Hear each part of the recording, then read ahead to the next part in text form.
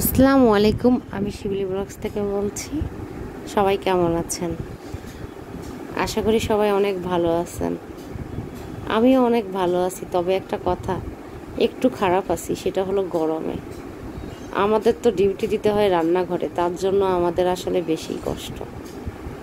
আর যারা বাইরে কাজ করে, অবশ্যই তাদেরও অনেক কষ্ট হচ্ছে, আমরা বুঝতে পারছি। কারণ আমাদের তো আরও বেশি কষ্ট, কারণ আমাদের আগুনের কাছে প্রত্যেক দিন যেতেই হবে। আগুন ছাড়া আমাদের কোনো কথাই নেই। তা আপনাদেরও মতো হয়তো আমরা একটু কষ্ট করি, শুধু ছেলেরা না, মেয়েদেরও কষ্টটা বুঝতে হবে। এই যে সুন্দর সুন্দর রান্না, খাওয়া দাওয়া, এগুলো কোথার থেকে আসে আগুনের কাছে না গেলে? আর রান্নাঘর মানেই তো গরমের কারখানা, না থাকে ফ্যান, না থাকে কোনো কিছু। এত কষ্ট করেও রান্না করি, তাহলে কিন্তু একটা লাইক কমেন্ট পাওয়ার যোগ্যতা কিন্তু রাখি। যাই হোক, এখানে আমি আজকে মাছ রান্না করব। আমি বড় বড় মাছগুলো ছোট ছোট করে কেটে নিয়ে একদম যখন অনেক কড়া ঝাল দিয়ে মশলা দিয়ে সুন্দরভাবে কষাবো, তখন কতই না ভালো লাগবে। আপনারা বলেন, এই যে গরম বলছি, কত কিছু বলতেছি গরমকে নিয়ে, এই খাবারটা খেলে পারে গরম টরম কোথায় পালাবে? তবে কষ্ট করলে পারে কেষ্ট মেলে, একদম বাস্তব কথা। একটু কষ্ট করে রান্না করলে কি হয়েছে, খাওয়ার সময় তো অনেক মজা লাগে। আর খাওয়া ছাড়া দুনিয়াতে আর কি বা আছে? 3 বেলা খেতেই হবে, আর 3 বেলার ফাঁকে ফাঁকে তো খিদা লাগলে আরও খেতে হয়।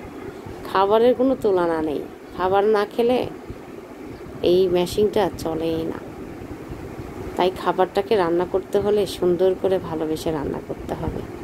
গরমের জায়গায় গরম আছে, আমার জায়গায় আমি। গরমকে আমি অতিক্রম করে চলে যাব রান্নাঘরে এবং করবো রান্না। সবার লাস্টের দিকে যদি কষানোর শেষে শেষে যদি টমেটো দিই, তাহলে তো আরও মজা। তরকারিটা একদম যেমন কালার মাশাআল্লাহ, ঠিক তেমনই খেতেও তেমন মজা হয়েছিল।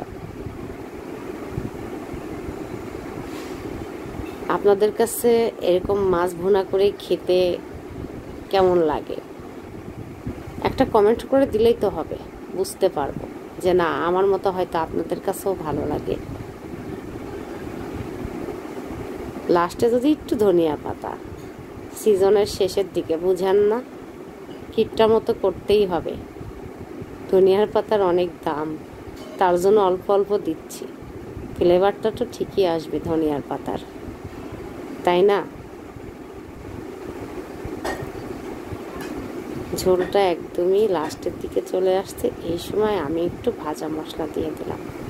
ভাজা মশলা দেওয়ার পরে এটার ঘ্রাণ, ওফ, কি বলবো। কারোর যদি খাবার লোভ লাগে, তাড়াতাড়ি রান্না করে খেয়েন, কিন্তু আমাকে বকা দিয়েন না, ঠিক আছে? আজকের মতো এখানেই বিদায় নেব। অন্য একদিন অন্য একটা রান্না নিয়ে চলে আসবো আপনাদের কাছে। এই গরমে সবাই একটু প্রশান্তিভাবে থাকেন, বেশি বেশি পানি খাবেন, ভালো থাকবেন। আজকের মতো এখানেই শেষ। আল্লাহ হাফেজ।